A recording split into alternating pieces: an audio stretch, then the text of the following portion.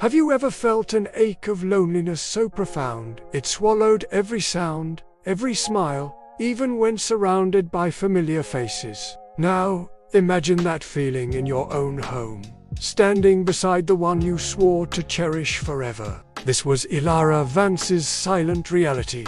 A woman who felt utterly alone in her marriage, her heart a hollow echo in a house full of memories. Her vibrant bond with Silas had frayed, leaving her a ghost in her own home. Despite all her desperate attempts to reconnect, she was on the precipice of a heartbreaking decision, convinced their love was beyond repair. But then one quiet morning Silas did something profoundly unexpected. So utterly out of character, it didn't just change their relationship. It began to rewrite the very definition of their love, transforming their future in a way she could never have foreseen. You see, sometimes the grandest transformations begin with the smallest, most silent gestures. From the outside, Ilara and Silas Ashton were the picture of marital bliss, their beautiful home in Willow Creek, their successful careers. He, a brilliant architect, she, a respected art historian, presented an image of settled contentment. Friends admired their synergy, often remarking, "You two just fit." Yet, beneath this polished veneer, a profound loneliness took root in Ilara's heart, slowly eroding her sense of belonging. Their once vibrant conversations had withered into clipped, transactional exchanges about daily tasks. Laughter became rare, and comfortable silences screamed with unspoken distance. Silas, consumed by his demanding architectural projects, seemed to inhabit a world entirely separate from hers, his focus a million miles from their shared reality. Ilara tried desperately to bridge the chasm.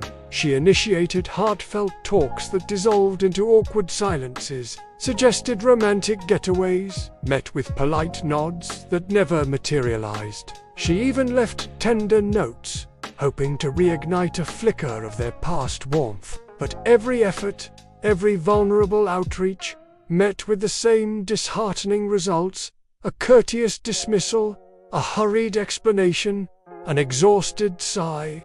Each attempt felt like a pebble vanishing instantly into an indifferent ocean, leaving her feeling more unheard, more invisible than before. The insidious grip of isolation tightened, permeating every corner of Ilara's existence. She'd wake beside Silas, feeling a chasm wider than any ocean between them. Mornings, once shared, now meant his hurried departure, leaving her adrift. She'd prepare gourmet meals, only for him to eat in polite silence, engrossed in his phone or work papers. The intimacy that had been their marriage's heartbeat became a distant memory, replaced by a quiet, sterile cohabitation. Ilara surrendered to the chilling belief that their love was simply gone. A faded photograph, a melody that had lost its tune. She retreated into her inner world, filling hours with work, books, and solitary walks, anything to escape the suffocating silence of their beautiful yet emotionally desolate home. Tears often fell silently onto her pillow, a testament to the raw pain of feeling unseen by the one person who should know her most deeply. The thought of leaving, once a terrifying whisper, now grew into a persistent hum.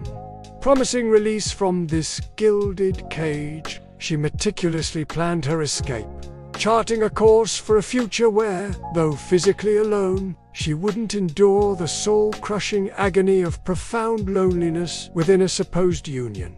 It was an agonizing countdown, a slow disentanglement of her heart from a bond she perceived as broken beyond repair, her spirit suffocating within its elegant, yet constricting, bars. Then came that pivotal morning, a day promising only quiet despair, yet destined to redefine everything. Bathed in the soft glow of pre-dawned light, Ilara, heart heavy, moved towards the kitchen. As she rounded the hallway, a subtle movement caught her eye. Silas, typically rushing for an early meeting, was kneeling by the large, ornate terracotta pot in the living room corner, her breath hitched. This was her treasured orchid, a gift from her late grandmother, a plant Ilara had failed to revive. Its once vibrant blooms were gone, leaves yellowing, a casualty of her own emotional exhaustion.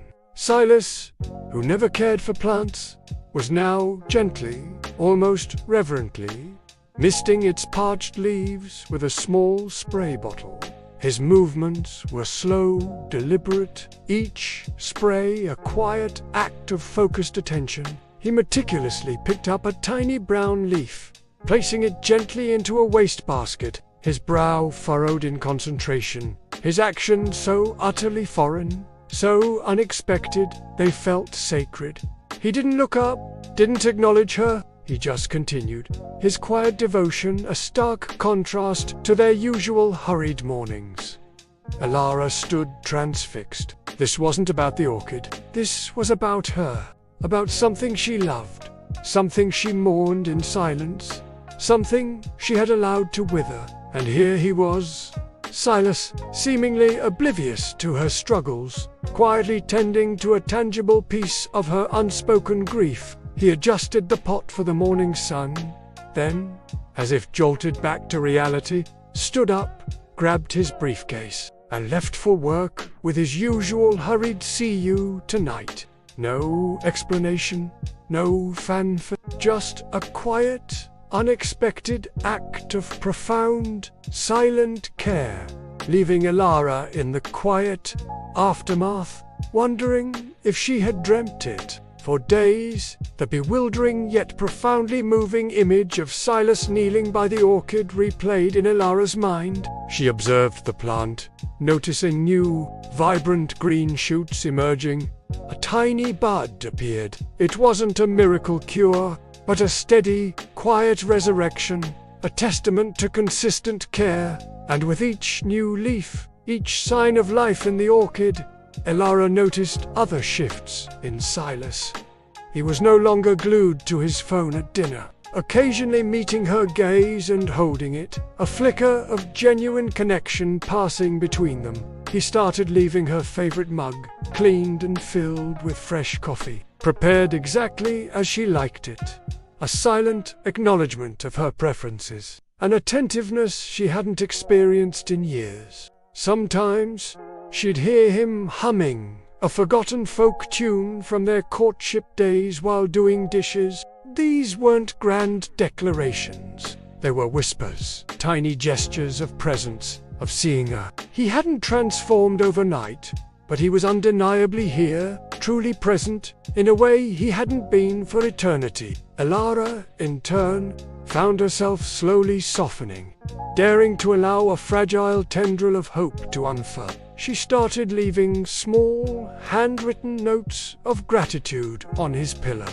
Little acknowledgements that said, "I see you seeing me." They weren't yet having arduous conversations, but they were communicating in a far more profound language. The intricate language of shared presence, of gentle, consistent care, of silent, intuitive understanding that transcended words. The orchid, now flourishing with new blooms, became a powerful, quiet symbol of their renewed connection. A living testament to one unexpected, loving act bridging the deepest of chasms. Ilara no longer felt utterly alone. They were not just coexisting. They were slowly, tenderly, rebuilding their shared world. Their path was still unfolding, requiring patience. But now, crucially, it was a path they were walking together, hand in hand, guided by the silent wisdom of a once wilting orchid brought back to vibrant life by an unexpected transformative act of love.